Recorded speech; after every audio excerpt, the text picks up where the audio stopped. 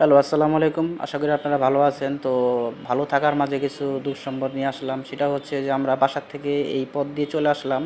YONO সেন্টারে এসে আমরা যখন সকালে ডিউটি করতেছিলাম, ইউনো সেন্টার ভবনের ভিতরে অনেক লোকজন বলতেছিল আগুন লেগেছে কোথায় কোথায়, কেউ আসলে বলতে পারতেছিল না।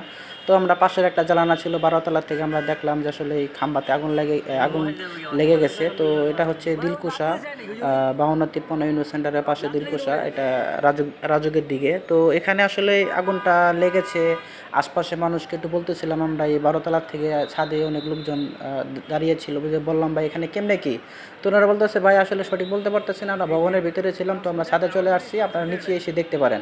তো যখন নিচে আমি যেতে যখন ছিলাম, তো এখান থেকে একটু জুম করে ভিডিও করতেছিলাম। আশপাশের লোকজনে বলতেছিল যে এটা আগুনটা লেগেছে কোনো ভবনের ভিতরে লাগে নাই, কোনো বিল্ডিং কোনো ক্ষয়ক্ষতি হয় নাই। আগুনটা লেগেছে হচ্ছে যে কারেন্টের যে খাম্বাটা ছিল, ওই খাম্বার থেকে কিছু নেটের কিছু তার ছিল, ইন্টারনেটের কিছু তার ছিল, কিছু ব্যানার ছিল, তার নিচে কিছু সাইকেল রাখা ছিল, খাম্বার নিচে সাইকেল বা বাইক এগুলো রাখা ছিল।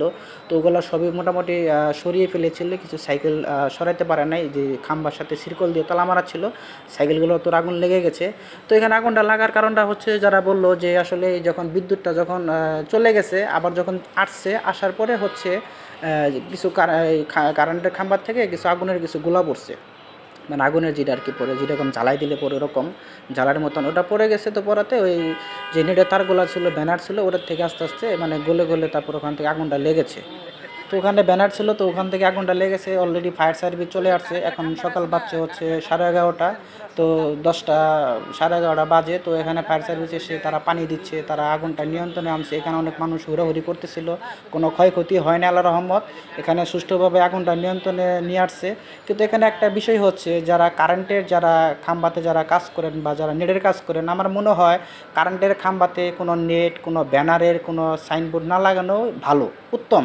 এই কারণেই, কারণ এটা লাগাইলে হচ্ছে যে যখন নেটের তারগুলো পরিমাণ যখন বেশি থাকে, যখন বিদ্যুৎ যখন চলে যায়, যখন আবার আসে, তখন দেখা গেছে যে লুজ কালেকশন থাকলে আগুনের কিছু গোলা পড়ে, ওখান থেকে কিন্তু আগুনটা আসলেই লাগে। তো এটা আসলে একটু সতর্কভাবে সবার থাকাটাই ভালো। এখানে পুলিশ আইন শৃঙ্খলা অনেক বাইরে আসছে, ফায়ার সার্ভিসের দুইটা গাড়িও চলে আসছে, তারা নিয়ন্ত্রণে আনতেছে আগুনটা।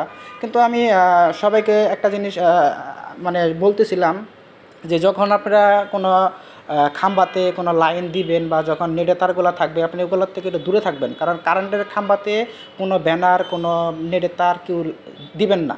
কারণ দিলে এখানে একটা সমস্যা হবে, কারণ এটা তো বিদ্যুৎ, আপনার 300 ভোল্টের বিদ্যুৎ, মানে 3000 ভোল্ট, 4500 ভোল্ট থাকে এই বিদ্যুৎ খাম্বাতে। তো এটার থেকে দূরে রাখাটাই সবথেকে ভালো, উত্তম।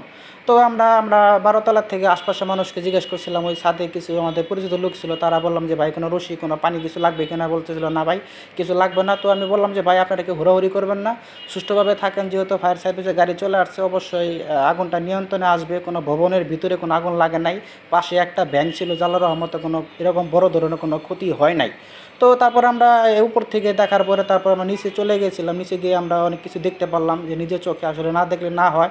কারণ নেটের যেই পরিমাণ তারগুলা ছিল সব গলে অলরেডি পড়ে গেছে, বা সাইকেলও পুড়ে গেছে, আপনি এটা দেখতে পারবেন। এই যে এখন আমি নিচে চলে আসছি, আসার পরে এখানে ব্যাংক ছিল।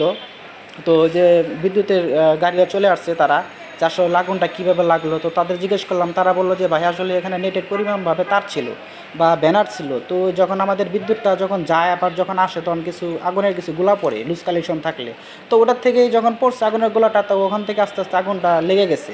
দেখেন কী পরিমাণভাবে নেটে তারগুলো লাগানো ছিল, এগুলো সব গলে নিচে পড়ে গেছে। এইভাবে যদি বাংলাদেশে যদি এইভাবে যদি নেটের তারগুলো থাকে, অবশ্যই তো ক্ষতি হবে। কিন্তু নেটের তারগুলো যদি মাটির নিচে যদি নেওয়া যেত, তাহলে এই দুর্ঘটনা ঘটতো না। কারণ কারেন্টের লাইন কিন্তু সবসময় উপরে থাকে, কারেন্টের লাইন থেকে যে কোনো কিছু আপনারা দূরে লাগাবেন, তাহলে আর কোনো ক্ষতি হবে না। তো কারেন্টের লোকেরা এসে কাজ করতেছিল, নিচে কিছু সাইকেল রাখা ছিল, সেগুলো পুড়ে গেছে, আপনারা দেখতে পারতেছেন। তো আমার ভিডিওটা বেশি বেশি করে লাইক কমেন্ট করবেন, শেয়ার করবেন, আর এইগুলোর থেকে আপনাকে দূরে থাকবেন সবসময়। বিদ্যুৎ কিন্তু কাউকে ছাড়ে না, এরা সবসময় মাথায় রাখবেন। তো আজকে এই পর্যন্ত আমার ভিডিও ছিল। আপনারা ভালো থাকেন, আমার ভিডিও বেশি বেশি দেখবেন, লাইক কমেন্ট করবেন। আশা করি আমাদের সাথেই থাকুন। তো এই বলে আজকে বিদায় নিচ্ছি। আসসালামু আলাইকুম। তো এভাবে আজকে বিদায় নিলাম। তো আপনারা ভালো থাকবেন, আশা করি আমার চ্যানেলটা বেশি বেশি করে দেখবেন।